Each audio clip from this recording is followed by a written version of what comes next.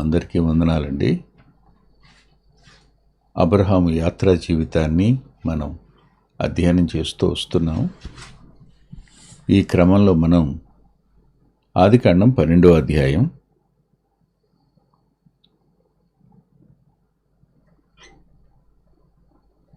6, 7, 8 వచనాలు చదువుకుందాం. అప్పుడు అబ్రహాము షికేమునందుల ఒక స్థలము దాకా ఆ దేశ సంచారం చేసి మోరే దగ్గరున్న సింధూర వృక్షం వద్దకు చేరిను. అప్పుడు కనానీయులు ఆ దేశంలో నివసించిరి.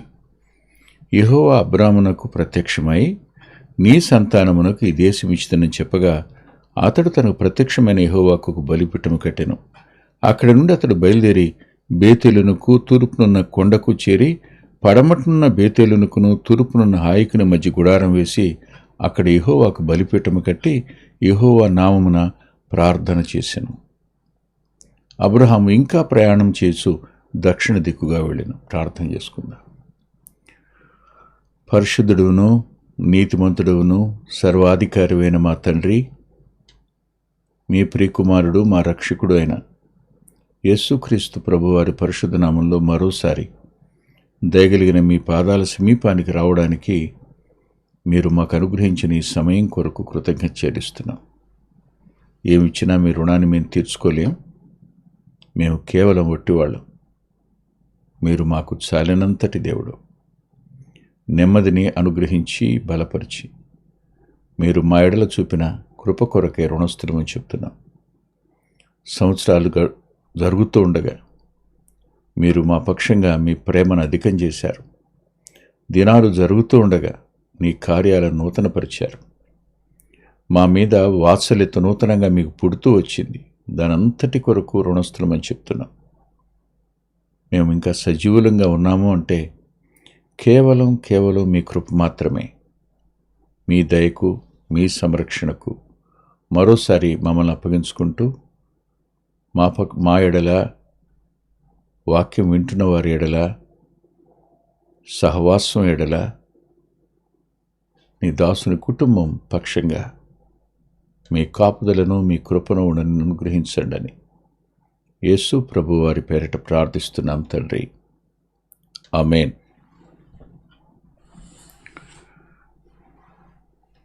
ప్రభు ప్రత్యక్షమైనప్పుడు మొదట అబ్రహాము విడిచిపెట్టాడు. రెండోసారి ప్రత్యక్షమైనప్పుడు ప్రయాణమయ్యాడు. ఇది మూడోసారి ప్రత్యక్షం అవడం. మూడోసారి ప్రత్యక్షమైనప్పుడు ఒక బలిపీఠాన్ని కట్టాడు. బలిపీఠం కట్టడం అనే దగ్గర బలిపీఠం మీద ఏమర్పించాడు? అది బలిపీఠం, కానీ అర్పించింది ఏమి కనపడాల. జ్ఞాపకం పెట్టుకోండి, యాత్రా జీవితంలో ముగ్గురు జీవితాలు యాత్రా జీవితాలకు రుజువులు కనపడతాయి. మొదటిది అబ్రహాము, రెండవది ఇస్సాకు, మూడవది యాకోబు. అబ్రహాము యాత్రా జీవితాన్ని మనం అనుసరించాలి అంటే అతడు కట్టిన బలిపీఠాల వెంట మనం ప్రయాణం చేయాలి. అబ్రహాము తన యాత్రా జీవితాన్ని గుర్తుగా బలిపీఠాలను కట్టాడు. ఇకపోతే ఇస్సాకు యాత్రా జీవితాన్ని చూస్తే అతడు బావులు తవ్వుతూ వెళ్ళాడు, పుడికి తీస్తూ తవ్వుతూ వెళ్ళాడు. ఇక యాకోబు యాత్రా జీవితాన్ని చూస్తే అతడు మొక్కలు నాటుతూ వెళ్ళాడు.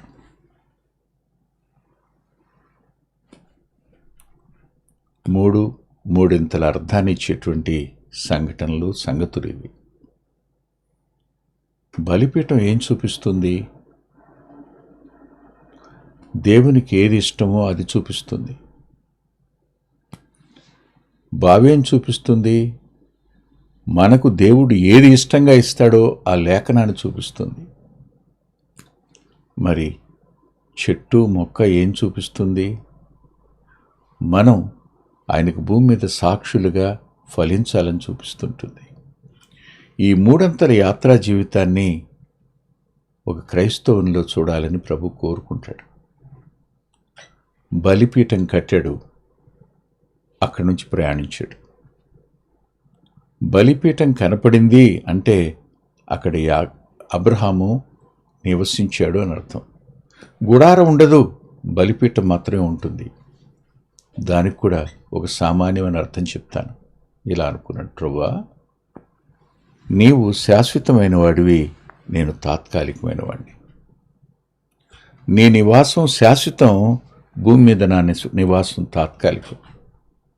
నేను తాత్కాలికమైన వాడిని, మీరు సజీవులు యుగయుగాలు ఉండేవారు శాశ్వతులు.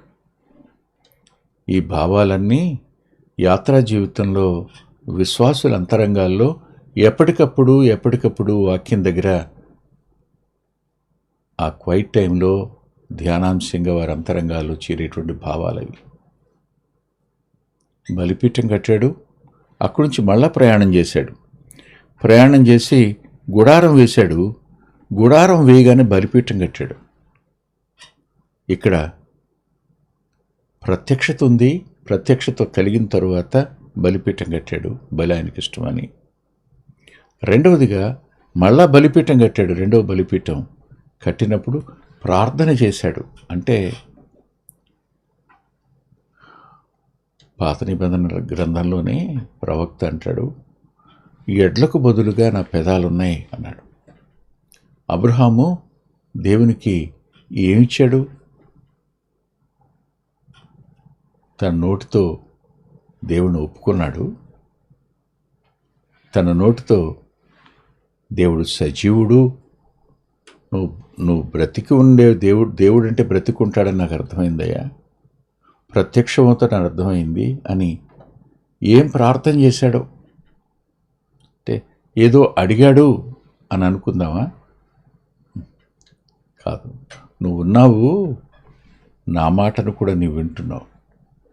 నీ మాట నేను విన్నాను, నా మాట నువ్వు వింటావు. అంటే ఇది సహవాసం కదా.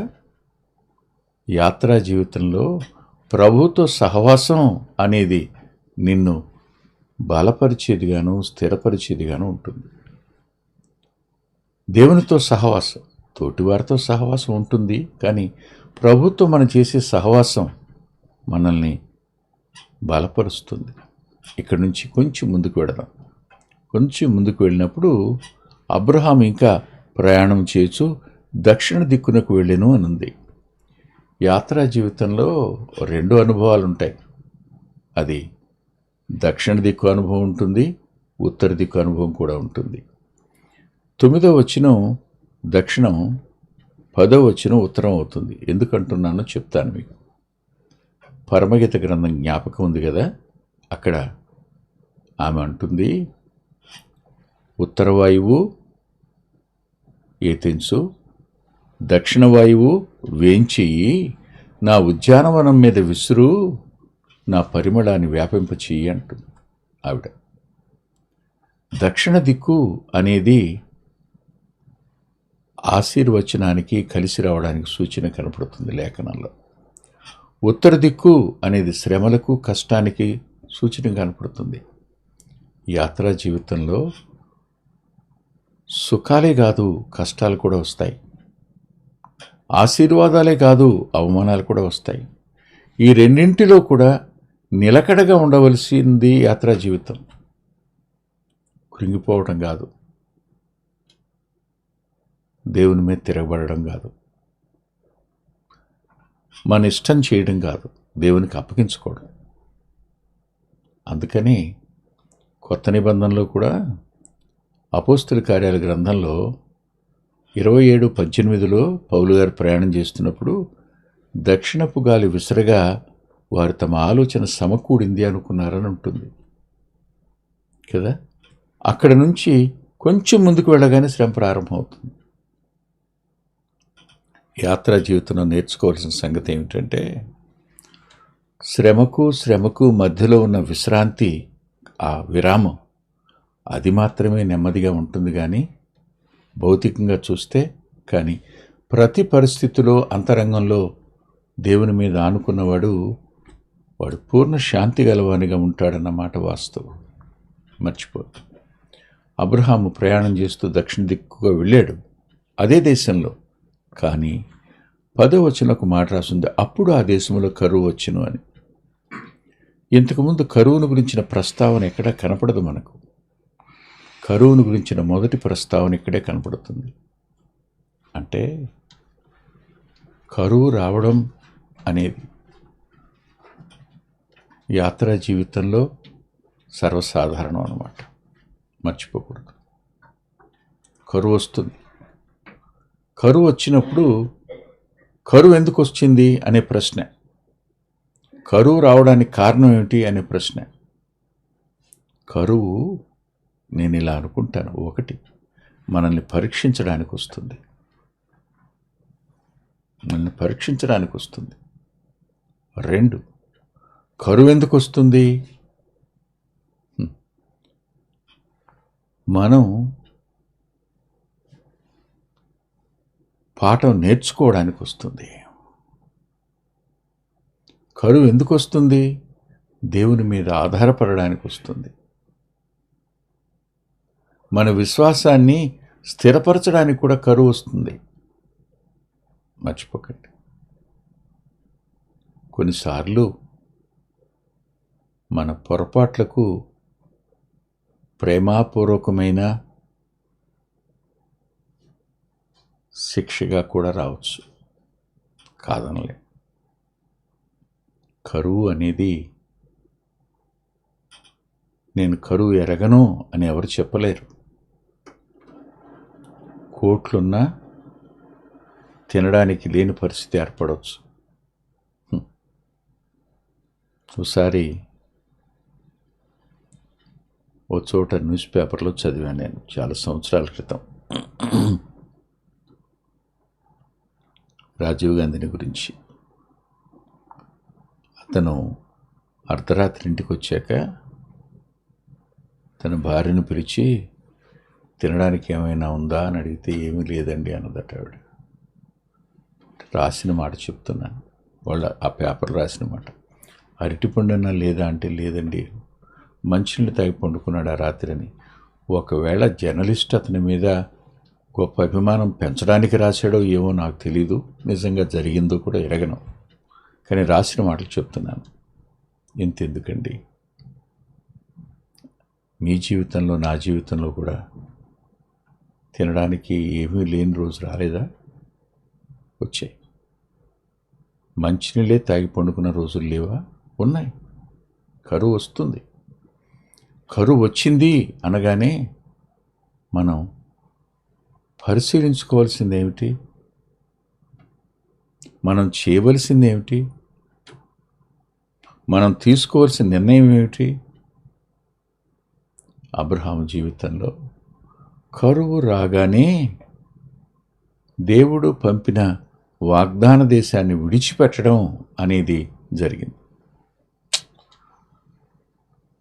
కరువు భారముగా ఉన్నందున అబ్రహాము ఐగుప్తు దేశమునకు నివసించడానికి ఎక్కడికి వెళ్ళాడు. నివసించడానికి వెళ్ళాడు అనే పదం, ఈ దేశాన్ని నీకు నీ సంతానానికి ఇస్తానని చెప్పాడు. నివసించడానికి ఐగుప్తుకు వెళ్ళాడు. బాధ అనిపించింది. కరువు వచ్చినప్పుడు, కష్టం వచ్చినప్పుడు, కొరత వచ్చినప్పుడు నన్ను ఏం చేయమంటావు ప్రభువా అని అడిగితే ఆయన మాట్లాడ్డా, పరిష్కారం చెప్పడా? మీకు రూతు గ్రంథం జ్ఞాపకం ఉందా? బెత్లెహేములో కరువు రాగా ఎలీమెలెకు తన భార్య అయిన నయోమిని, తన ఇద్దరు పిల్లలైన మహలోను కిలియోనులను వెంట పెట్టుకుని మోయాబునకు వెళ్ళినని రాసుంటుంది. కరువు వచ్చినప్పుడు మనం సొంత నిర్ణయాలు తీసుకుంటాం. ఈ సొంత నిర్ణయాలు మనల్ని నష్టంలోనికి నడిపిస్తాయి, బాధలోనికి నడిపిస్తాయి, కష్టంలోనికి నడిపిస్తాయి. దేవుని మీద ఆధారపడేట్టుగా చేయవు. నాకు తెలిసిన 2 కుటుంబాలు, మన సహవాసానికి సంబంధించిన కుటుంబాలే. వారు చేస్తున్న పనికి ఇక్కడ సరిపోవటం లేదని బయలుదేరి ఒకరు ఇటు ప్రకాశం వైపుకి, ఒకరు తెలంగాణ వైపుకు వెళ్ళారు. విచిత్రం చెప్పన, ఇటు వెళ్ళిన వాళ్ళు విశ్వాసాన్ని పోగొట్టుకుని వచ్చిన వాళ్ళు అయ్యారు. తెలంగాణకి వెళ్ళిన వాళ్ళు మళ్ళా తిరిగి ఖాళీగానే తిరిగి వచ్చారు. అప్పుడు మాట అన్నారు వాళ్ళు, ఇద్దరి దగ్గర ఒక మాట, మేము ఎలీమెలెకులాగా ప్రవర్తించాము, నయోమిలాగా అయిపోయాము అని. చాలాసార్లు యాత్రా జీవితంలో కరువు వచ్చింది. అవును, దావీదు కాలంలో కరువు రావడానికి గల కారణం ఏంటి? అంతకుముందు పరిపాలకులు చేసిన తప్పు నేడున్నటువంటి కాలంలోనికి వచ్చింది. ఇలా కూడా జరగవచ్చు, జరగదని మనలేం. అలా జరిగినప్పుడు దానికి ఏం చేశాడు? ప్రాయశ్చిత్తం చేశాడు. ఇవాళ ఆయన అటు ప్రాయశ్చిత్తం కోరడు, మనం ప్రార్థించాలని, విజ్ఞాపన చేయాలని కోరుకుంటాడు. అంతవరకు ఐగుప్తు ప్రయాణం, తన సంతానం కూడా ఐగుప్తుకు ప్రయాణం చేయవలసిన పరిస్థితి ఏర్పడింది కదా. ఇదే కారణం అని చెప్పలేం. కానీ నీతి కాని పరదేశంలో అంటాడు 14వ అధ్యాయం వచ్చేటప్పటికి. ఆలోచించండి, యాత్ర చేసే చోట ఇప్పుడు బలిపీఠం ఆగిపోయింది. ఇంకా బలిపీఠాలు లేవు. కరువు భారమైనప్పుడు ప్రత్యక్షత కానీ, ప్రార్థన కానీ విడిచి ప్రయాణించడం అనేది చాలామంది జీవితాల్లో జరుగుతుంటుంది.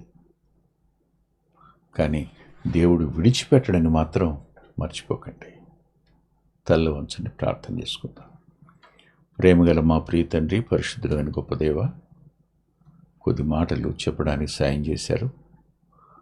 కృప చూపించండి, సాయపడండి.